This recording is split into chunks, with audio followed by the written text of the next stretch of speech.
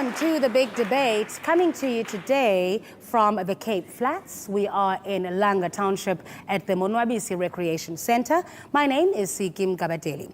Now, it's often said that South Africa was liberated by our young people. Today, we talk about the youth as a lost generation. But if they are lost, whose fault is that? Is it because our leaders are out of touch with young people and their problems and aspirations? Is it today's leaders, the older generation, who are the ones who are truly lost? Well, on a different kind of big debate today, we put young people in the driving seat. So I'm going to introduce the audience first. We have here a room packed full mostly of born-frees, young people born since Mandela's release back in 1990. They are also learners, college students, entrepreneurs, activists, artists, and this is their show. Fielding their questions are a panel of leaders from political parties, old and new, and from business. These are ANC Western Cape leader and Deputy Minister of International Relations in the ANC government, Marius Fransman. Democratic Alliance Shadow Deputy Minister for Home Affairs, Masizole Mnqasela. Mbuyiseni Ndlozi of the Economic Freedom Fighters, also known as the Red Berets. Rorisang Chabalala, Agang SA's Deputy Field Director. And the Chief Executive Officer of the Black Business Council, that's Xolani Qhubeka. But before we unleash the youth, let's take a look at this glimpse into the lives of three young people in Cape Town who are doing their best to improve their lives with or without help from above. Monde Gwele, a 23-year-old from Gugulethu, dropped out of school in grade 9 after getting involved in a gang called the Gazas. After growing tired of robbing people and getting shot at, Monde joined a group of reformed gangsters consisting of Gazas and rival gang Butos, who called a truce. The group is now trying to make a fresh start, but Monde says the lack of work and education opportunities for young people like him is discouraging.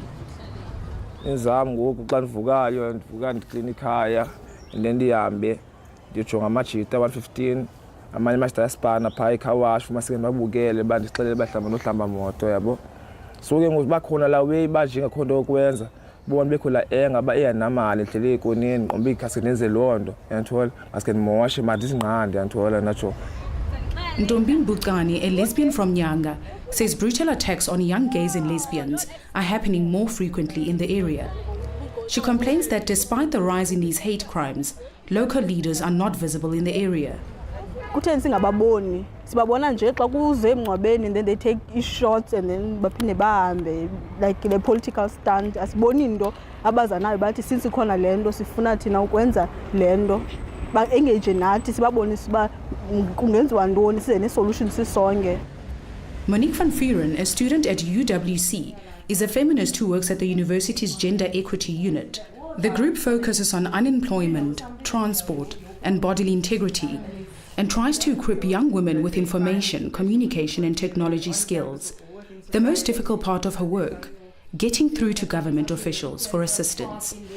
You don't know who to address. I've been emailing, I've been faxing, I've been SMSing, calling the MEC and the MEC spokesperson, communications liaisons, HODs, but yet as young people we ignored when we try and reach out to them and have an open dialogue about the issues that we're facing. Is it fair to accuse young South Africans of being lazy with issues of entitlement?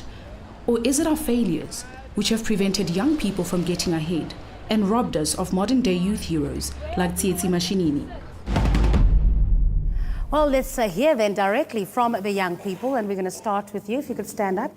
My specific question was regarding unemployment among the youth, because you study, you go to school, you go to university, you get a degree, and then you still cannot find a job, or you find it very difficult to find a job. Thank you.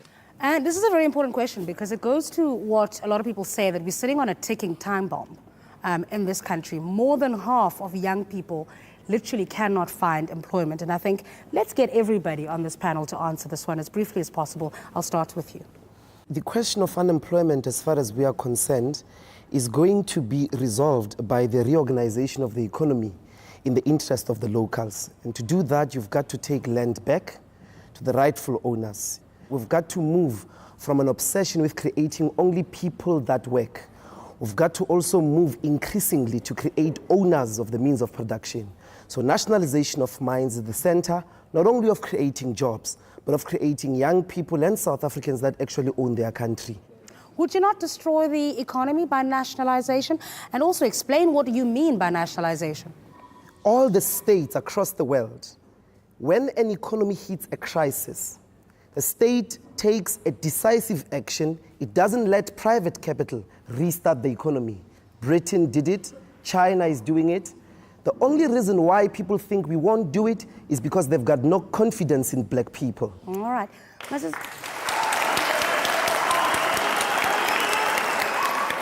Masazole from the Democratic Alliance, nationalize the main sectors of the economy. Is that the panacea to youth unemployment? We have been at the center of driving the youth wage subsidy in Parliament in Cape Town, here in South Africa, saying that let us drive the youth wage subsidy by subsidizing the young person who's unemployed, where you can say to the industries that are present in the country, employer, please take Sinazo and employ Sinazo and Sindile in your company. We are going to put money so that you are able to pay their salary every month. But what we have been seeing, Just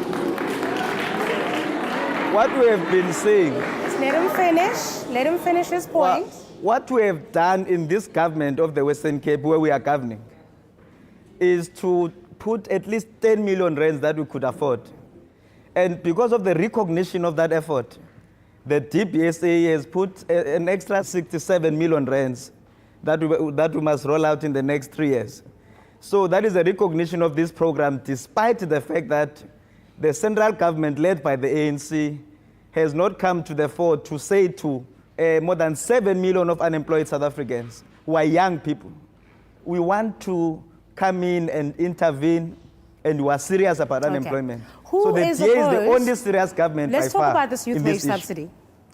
Who in this room is opposed to the youth wage subsidy, and who can tell me why? Stand up for me.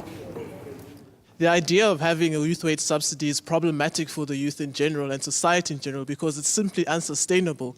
Take that 67 million that has been plowed into a short-term solution of giving youth employment, and we could have used that money for something else. So a youth wage subsidy is simply unsustainable. All right. Another one?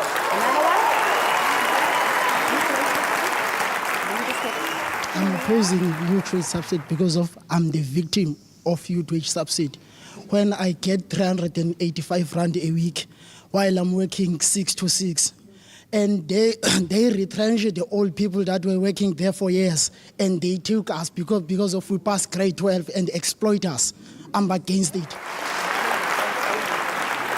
All right, Marius Swanson, your alliance member, Kasatu, was opposed to the youth wage subsidy, and the main reason they were putting forward is what he's talking about, that what's going to happen is that people who are working there, older people on benefits and higher salaries, would be retrenched so that they could get cheaper young people to fill those positions. How do you respond to that? Look, I think it's very important to go back to the question as well.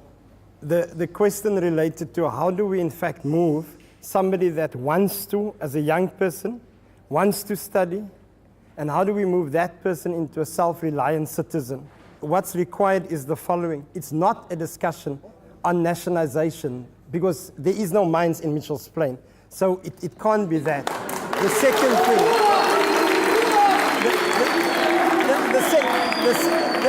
the second important thing is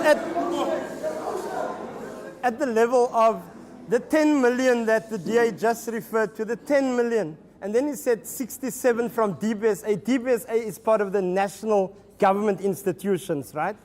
But they've taken 180 million rand to the convention center and only 10 million rand for young people, and that's a disaster. How do we respond?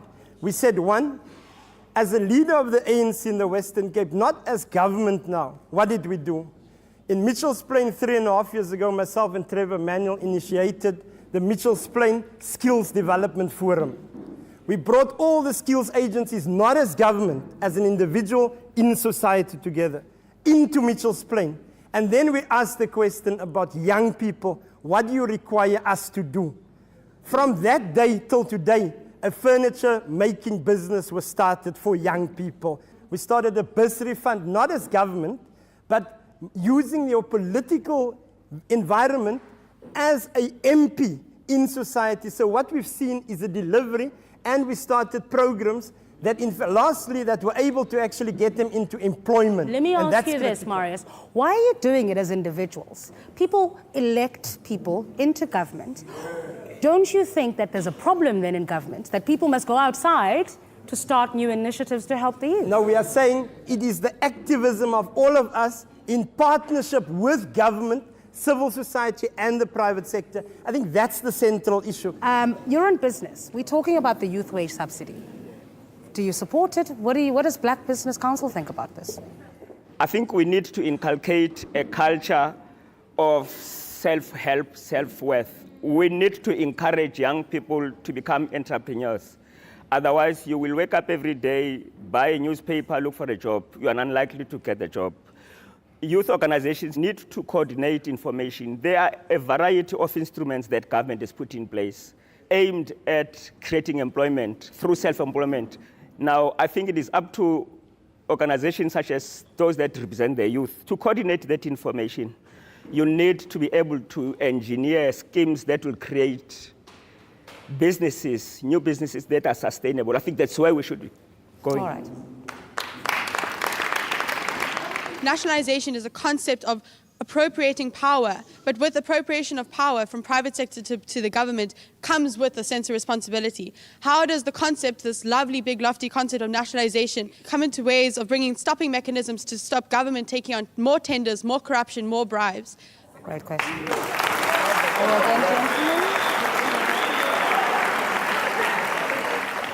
This economy did work for white people. That is why we have a lot of inequalities. Part of the triple challenges is that it worked for white people. No one trains them. They don't have skills, initiatives, and so on and so forth. There is a deep problem. It's a fundamental problem of ownership, that the people who own our economy are not interested in the development of our country. When we opened shores, reduced tariffs in 1996, the first thing that major capital did was to go register in the London Stock of Exchange, was to leave our shores. So we've got to make an admittance that the neoliberal macroeconomic frameworks have not worked. As to why we still pursue it, you've got to begin to tell us. The question was, with nationalization, how does she know? How do the people in this room know, the young people know, that once you do it, you are not going to steal the money, it's actually going to go to creating the jobs and growing the economy? That is the question. Well, it's very easy. Part of the 7 cardinal points of the economic freedom fighters is to do away with the tendering system. Because the tendering system at the moment, in the ways in which it works, it outsources the responsibility of government to take care of its own responsibilities. Nationalization is going to be about the redistribution of economic resources. We nationalize for equal redistribution. All right. Someone in this room shouted Ratanang Trust, right? Your leader stands accused of benefiting in a corrupt manner from tenders. So again, I want that question answered. What mechanisms will be put in place to ensure that money is not looted? Again, I think I don't want to conclude the case of Commander-in-Chief as having found guilty yet. But I think what we are saying is that there are the legislations that govern the usage of state resources as it is at the moment. They are perfect. But the state doesn't have those resources. Rorisang. One thing worth noting is that education plus jobs minus corruption is going to solve all these issues that we have. Every single morning, the majority of young people in this country leave townships and go into towns looking for 2 main things, education and jobs. 20 years later, we have not reversed that trend to make sure that young people can find education and jobs where they stay. That is because corruption has stolen the gains of young people. To say that government does not have enough money is incorrect. It is a lie, because government has enough money to build a 200 million palace. It is incorrect and it is a lie to say government does not have enough money when money ends up in secret trusts that belongs, money that's supposed to buy textbooks for children. Having said all of that, and fix the distortions that are being made, because you see, education is important because it is going to prevent people coming here and making ignorant claims that mislead the young people of this country. We are calling for young people to receive quality education so that they are not forced to be in jobs that do not create much value. How long will we have young people in catering shops where they make a pittance? How long will we have them doing small things and not growing the economy in a fundamental way? Corruption needs to be solved, and transparency is at the heart of it. Marius, I want you to answer the question. No political speeches. Was it 200 million? How do we defend that? First of all, I think it's important that the issue on Nkandla. I want you to answer the question on Nkandla. First of all, there is currently an investigation taking place because of the allegations. That's there. Secondly, we know at the level of the political leadership, we've got the Public Finance Management Act in South Africa that says no politician in South Africa is allowed to sign a document that speaks about a financial implication on administration. But the way it's being spinned is as the president has personally instructed certain things. Secondly, that is a rural area. It is not a palace. It's not the 200 million rand that was referred to. That, again, a lot of political spin. So how do you arrive at that was spent on an entire area? No. I'm saying this currently on the allegation of corruption. I'm saying that's being investigated, and we need to wait for the outcome of that. But I would want to come to the questions about this national strategic question but we about will the get intervention. there. Okay. And after the break, we're going to talk about young people and their sexuality. You're watching The Big Debate.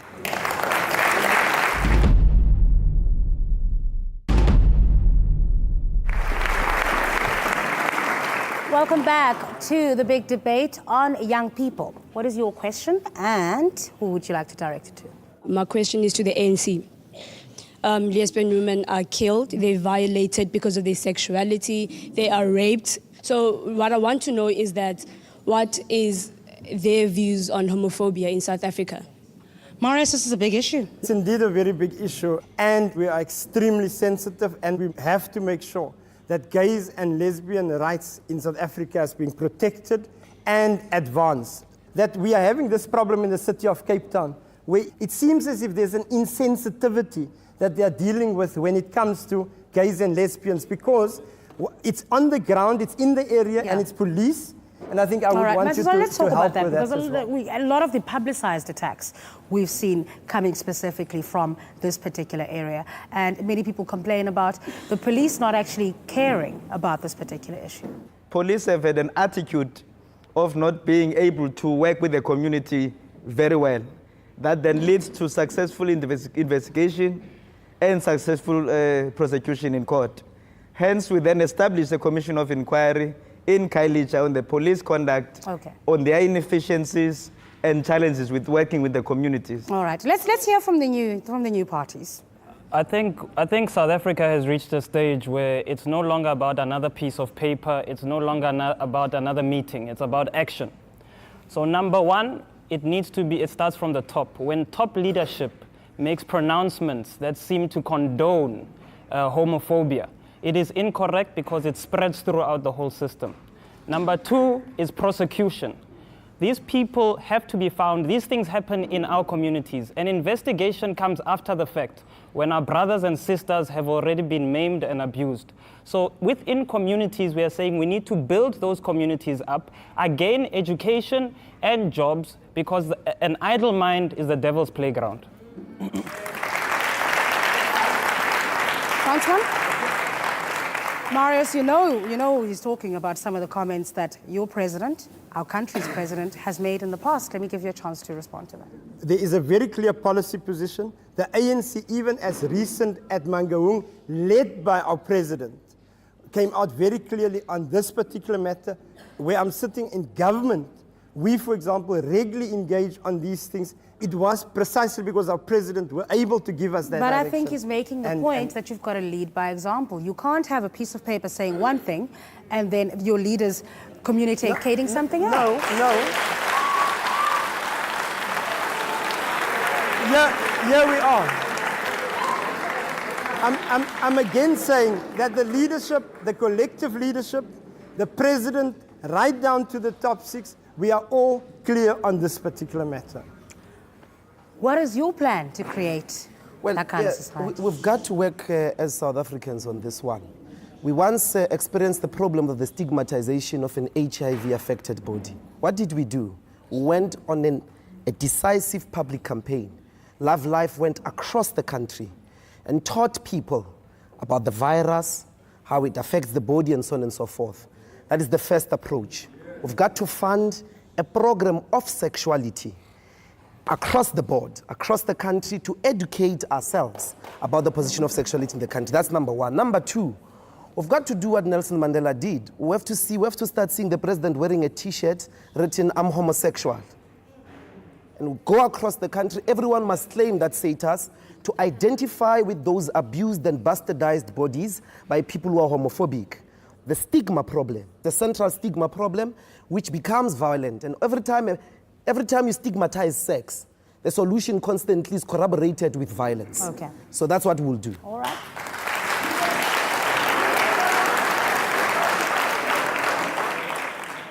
The government brought in a law which states if you're 12 and up, you can have sex.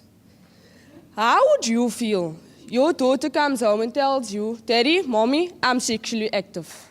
But you know that it was a High Court ruling, right? So the court ruled that it was unconstitutional to limit children children who are 12 years and up from having sex. You're aware of that? Yes. But you want to hear what the party's position is on Yes. it. Okay. Is it a similar question? I would also add to what she also has to say. They also say that abortion, before you have to give your parents' consent if you want to have abortion, but now you don't need your parents' consent to have abortion. As well as you put up this program, Life Choices, and they're trying to get children from stop having sex and getting them off the street so that they can become a better person. But all that effort is in vain if you're just saying that that's okay to have sex.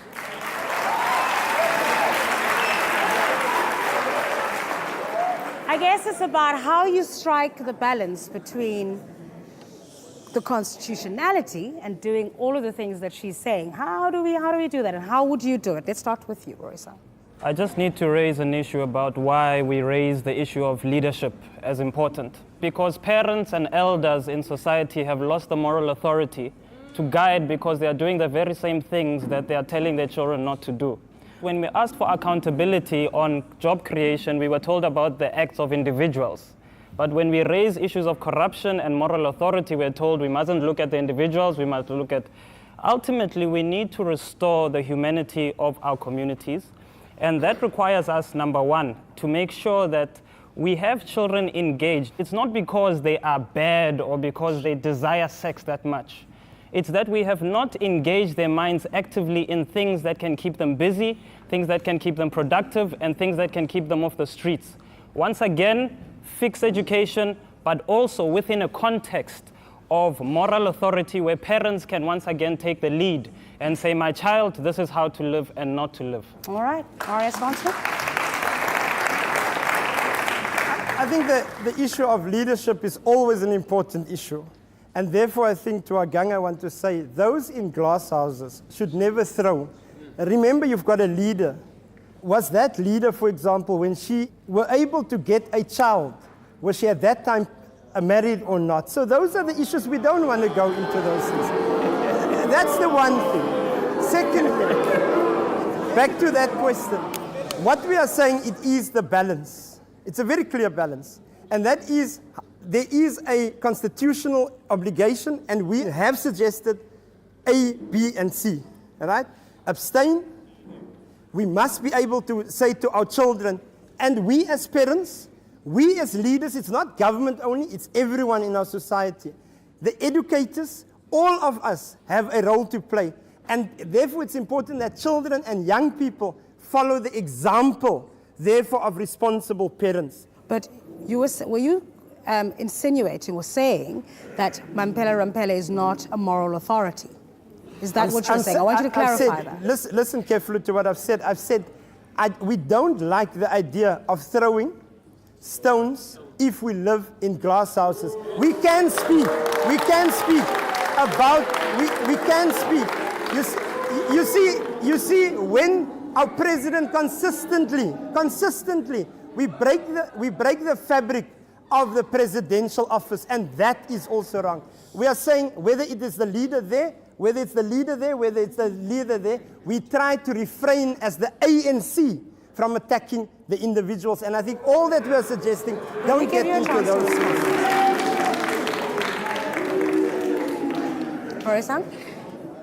It is interesting that I mentioned leadership and I mentioned parenting. I did not mention names, but immediately the representative of the ANC took it to be that I'm talking about a specific individual. You must examine that because it speaks to a guilty conscience about something. I won't mention it, I don't know. Now, we have a leader that has at all times taken account for all of her actions. And that is what we are saying. Ultimately, it's about restoring the moral authority of parents. Why must police? You know, I'm not saying that, now hear me right. Why must it be government's role to police and legislate everything? Some of these things start in the home, and we need to provide the moral authority starting in the home. Now, if you have a father who can't find employment, and his dignity is now under threat, and a mother who can't find employment, these things then spill out into the rest of society. So ultimately, it goes to fixing the issues at the heart of it, which is education and jobs minus corruption. Well, I think we have a crisis in South Africa. We're the rape capital of the world. 1. 2, and that rape is beginning to characterize itself in a strange phenomenon of the rape of infants and elderly people. We have to declare a serious state of emergency. And where are these things happening? In the slums. High levels of rape are happening precisely where there are problems of economics, where there is less space, peopleness, no one cares for the other, the rule is the knife, and so on and so forth. We've got to respond to the economic question very urgently.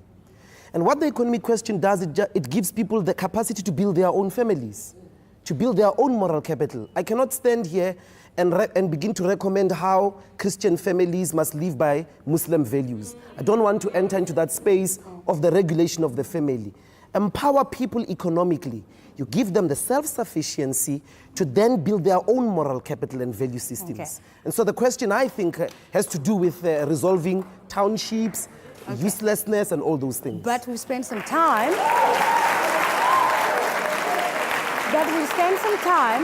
Talking.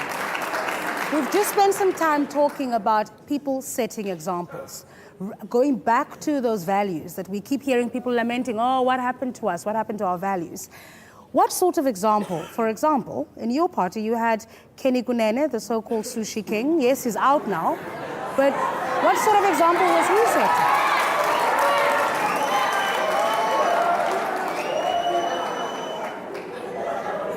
You see...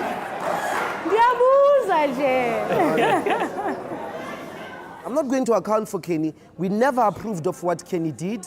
Kenny apologized over and over again because we don't approve of what he did. The economic freedom fighters' policies are very clear. He came into the party having apologized over and over again. You all forgave apartheid generals who killed our people over and over again. But Kenny apologizes, you can't forgive him. And after the break, we're going to hear from young people from rural areas and informal settlements. You're watching The Big Debate.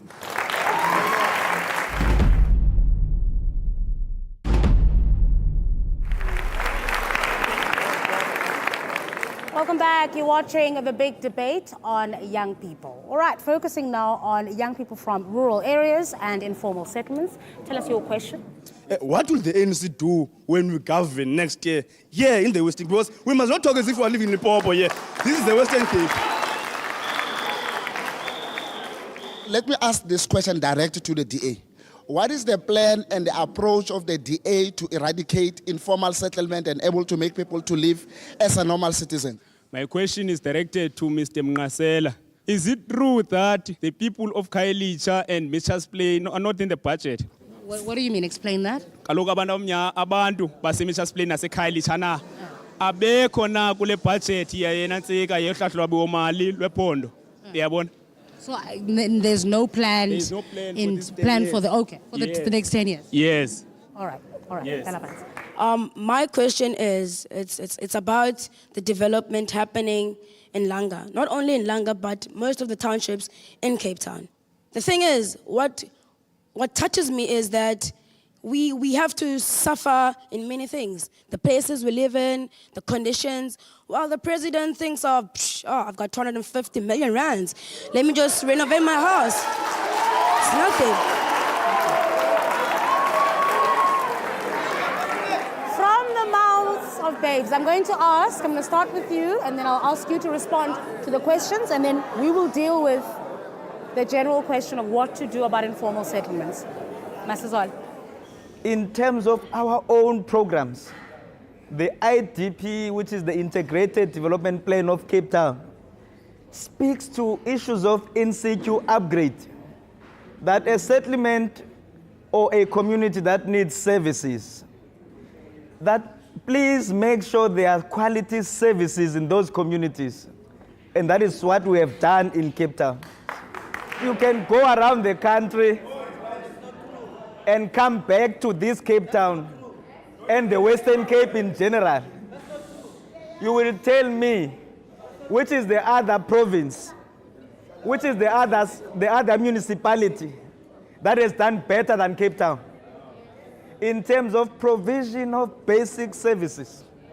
In Cape Town, hence, the Auditor General of South Africa, as well as the department led by Minister Collins Chabane, Monitoring and Evaluation, has said in this financial year that in fact we are better off if you live in Cape Town than in Eastern Cape, Mdantsane, or you live. Marius? Can we first of all say that the Western Cape, when the ANC was in government between 2001 and 2009, also that same statistics that were used and the benchmarking, the Western Cape was either the number 1 or the number 2 province. That's the hard reality. But the issue here is the following.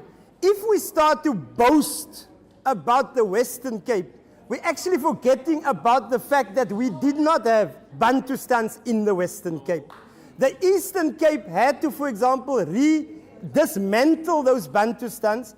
The old apartheid structures were beneficial to Cape Town, not for poor rural villages in the Eastern Cape. So in fact,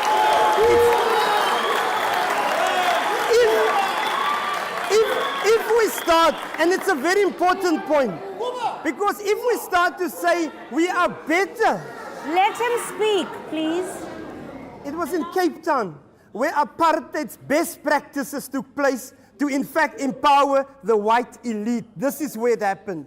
It was in Cape Town where the infrastructure was put in and money was taken away from the disadvantaged black people, both African, colored and Indian, and essentially affirmed here. And that's why we have 95% plus of all land ownership is in the hand of a few, the white elite in Cape Town. And that is what we must change. So this can never be around a beauty competition about which province is better, because it takes away the fundamental legacy of apartheid.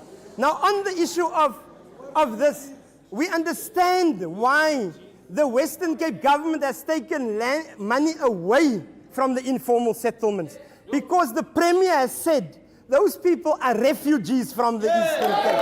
That's the fundamental problem. So what do we offer? What I want to know, and I want to answer the questions. So what are you going to do? What we'll do, will identify the 48 informal settlements areas and say, let's immediately make sure there's a resettlement program, and let's take the money, reprioritize it, and make sure people get out of floodline areas as well as fire-prone areas. Those are the issues that we'll do.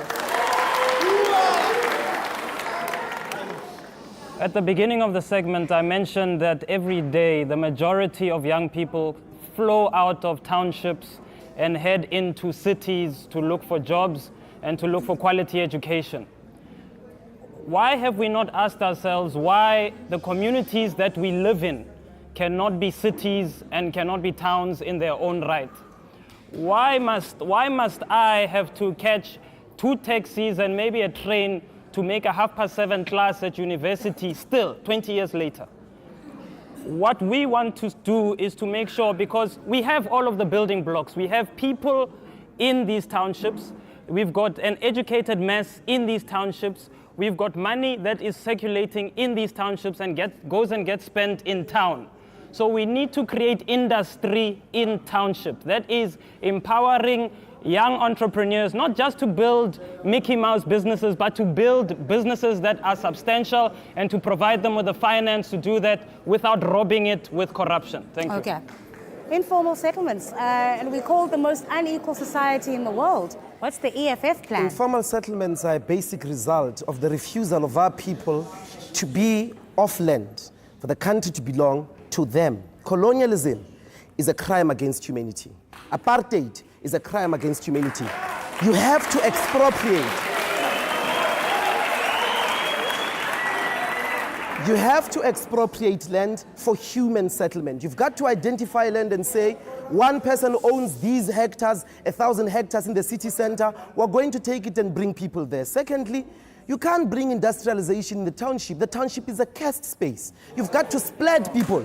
You've got to spread them, let them occupy the land. You've got to give them the land back. You've got to allow the fishing communities to fish freely. You've got to empower the farmers to farm freely, to make sure that you cut that land into half and give people land. Because, and everyone in the ANC is a cowardized party. They know, they've said it, they're sitting here agreeing with the DA, which is an epitome of the defense of white denialism in the settlement of this country. We don't want to buy our land back, bring back our land. And after the break, we're going to get a final word from our audience and our panel. You're watching The Big Debate.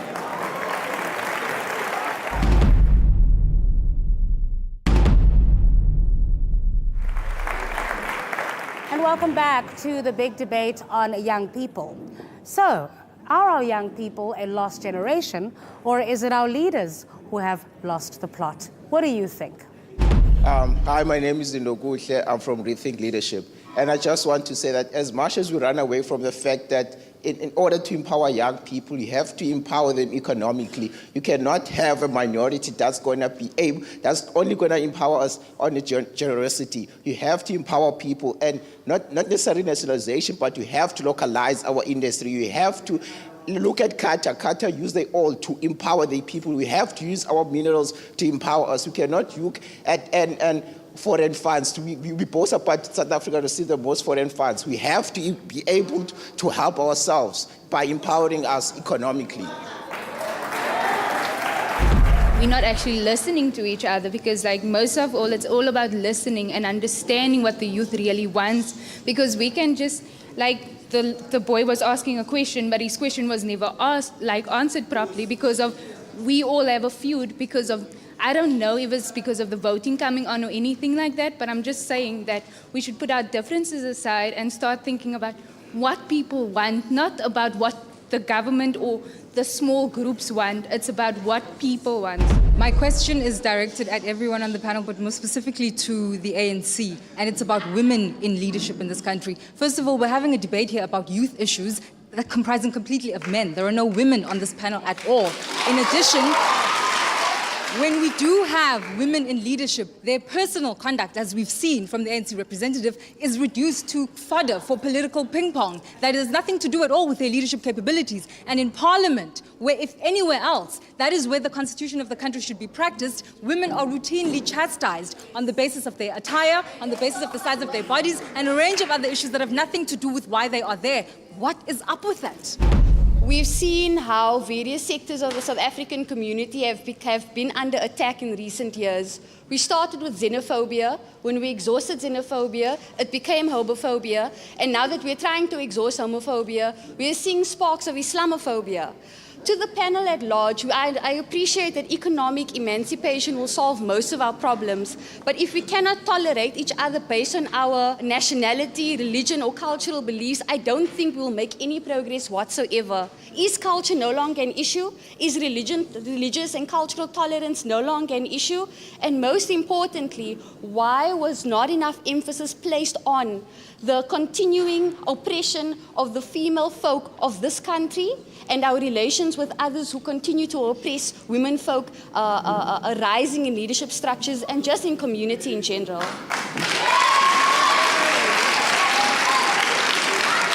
My question is about the information or the fact that government is planning on cutting subsidies for higher education. And my question is, how can you say that you're for the people and that you're for working class and you're for redress when the most important form of redress is that of education and knowledge? But you're cutting subsidies to higher education, which is solely and largely going to affect individuals, students from working class backgrounds, disadvantaged students as is, students like myself. So how can you say that you're for the people if this policy that you're planning on implementing is going to disadvantage people like myself? The reality check, the room is not filled in abahlali bakwalanga or youth yakwalanga who are feeling the pain of not being able to go to a tertiary. Tell me we're close to town, but it's hard for us to get all the necessary service that we need. That goes to EFF claiming that we need the land back. Trust me, we need the land back, but we need the foundation that would be education. That is, we all being denied here as a black folks. So if you want to solve our problem, number one, have us in parliament. Don't have old folks that are sitting there comfortably. Nothing without us, without us. I'd like to challenge the parties how you are going to deal with the attitude towards rape. What I've noticed is that we have a big victim-blaming attitude. You know, instead of perpetrating the perpetrator, we are pointing fingers at the victim. You know, she wore this, she was drunk, whatever. Instead of how are we going to deal with the attitude towards rape and the victim blaming? After the break, we get the final word from our panel. You're watching The Big Debate.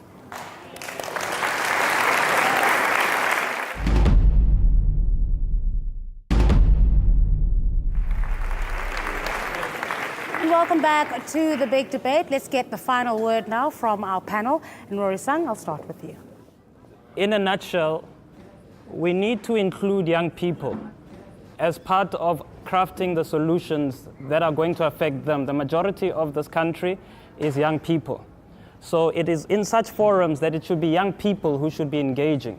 Secondly, I will continue to say it. Education plus jobs minus corruption. Education is critical because if we remember, there's a saying, we need to emancipate ourselves from mental slavery. If we are going to replace a white bus with a black bus, we have not done anything for the majority of the people. We need policies that are going to make sure that freedom reaches every corner of this country and to the least amongst us as well. I think it is clear that we have enormous problems in this country, and we are not about to resolve them when we live here. But from the Black Business Council perspective, what is important is that those that have made it need to identify young people that they can mentor, that they can guide. I think we need mentor, we need people who will hold your hands. That's the first thing. The second thing is that through government, through local government in particular, we should engage in strategies and activities that enable local economic development. So from the Black Business Council, we are open to advise you to make sure that you can meet your aspirations, but it's not going to be easy. we, as the ANC, we're saying we firmly believe in the fact that the collective wisdom will be able to add value to the manifesto of the ANC. Secondly, education, health, rural development, fighting corruption, as well as, for example, dealing with a community which is more safer. Those are the issues that we'll be dealing with. A third element in that is to make sure that we push hard for 2 new universities and 12 new colleges so that we can respond to what we've heard. That is a commitment that we will take forward, as well as an investment of 8 billion rand straight into the National Student Financial Aid Scheme so that young people can actually get these bursaries that we will speak about. The last point is we are saying it is counterproductive, and in fact it is counter-revolutionary to speak slogans of nationalization, because what it has done the last 2 years, it actually has taken away 10 billion rand of revenue that were supposed to come into South Africa that could have created job opportunities. And therefore, we are saying that the intervention of the state, we must go into a strong intervention. We must take the programs, we must take the land, take the property developments, and find an interventionist approach. There was an important question around religion, and we are saying that in terms of religion, it must be absolute. We must continue with that thing that the ANC has initiated with the collectivity of our people around a sensitivity for Muslims, for every other community, and we will stand very firm on that particular issue. Mr. Zale? As the DA, want to be emphatic on the people of Gauteng and tell them that the blue wave is coming. Because we are concerned about the e-tolling that is happening in Gauteng. We will scrape them off. We want to say to young people, go and register and be part of the decisions that you want us to make. So that when you vote for the first time, you vote for the right party, the DA, to liberate you from this kind of problem that you are talking about. EFF wants the possibility for South Africans not to run the country on behalf of some people in Europe or some people who live in the suburb in Cape Town. We want to run our own country, want to have an opportunity to have the country back so that we are responsible for that country and run it for ourselves. That's the message of the EFF, and that's the dream.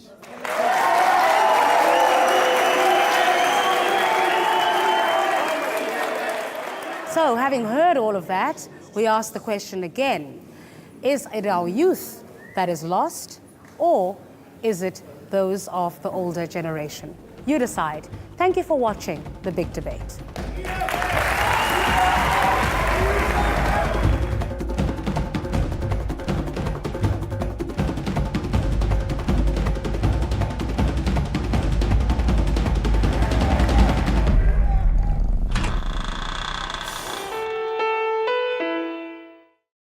Has not come to the fore to say to more than 7 million of unemployed South Africans who are young people, we want to come in and intervene, and we are serious about unemployment. Who so the is DA is the opposed? only serious government Let's by talk far about this youth in wage issue. subsidy.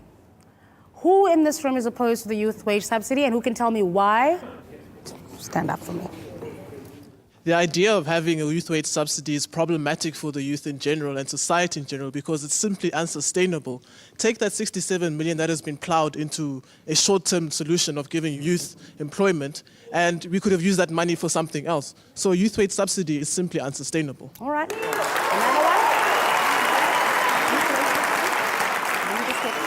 I'm opposing youth wage subsidy because I'm the victim of youth wage subsidy.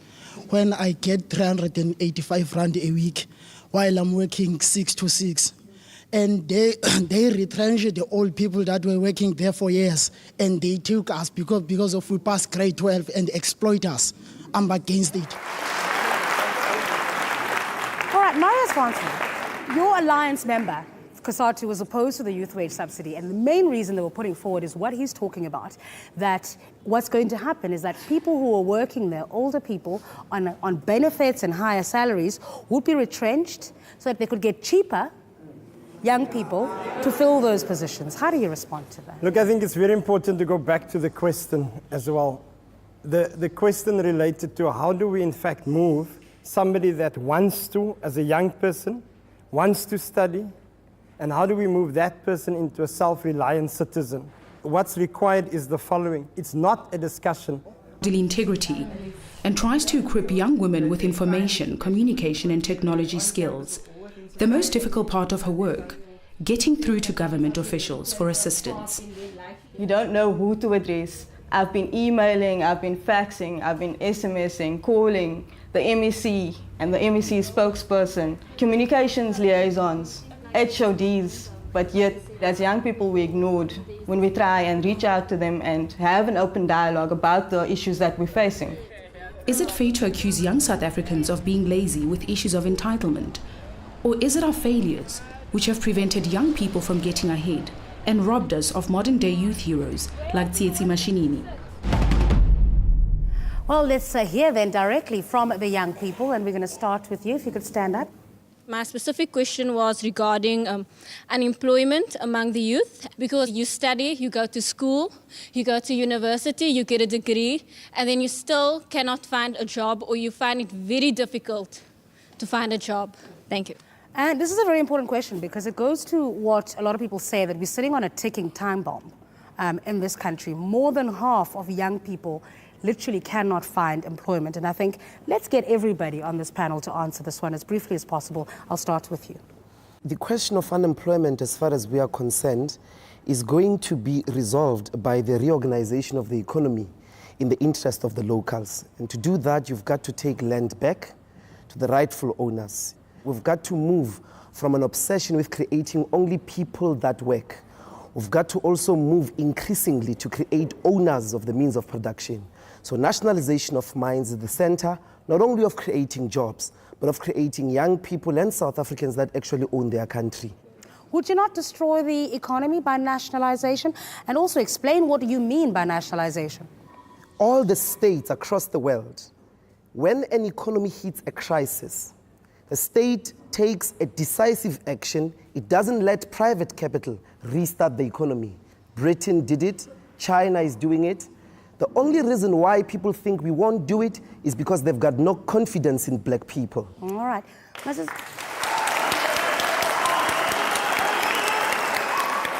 Masazole from the Democratic Alliance, nationalize the main sectors of the economy. Is that the panacea to youth unemployment? We have been at the center of driving the youth wage subsidy in Parliament in Cape Town, here in South Africa, saying that let us drive the youth wage subsidy by subsidizing the young person who's unemployed, where you can say to the industries that are present in the country, employer, please take Sinazo and employ Sinazo and Sindile in your company.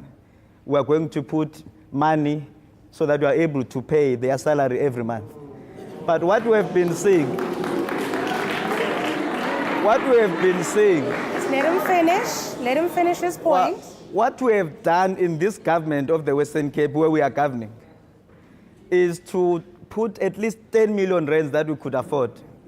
And because of the recognition of that effort, the DBSA has put an extra 67 million rands that we must roll out in the next 3 years. So that is a recognition of this program, despite the fact that the central government, led by the ANC,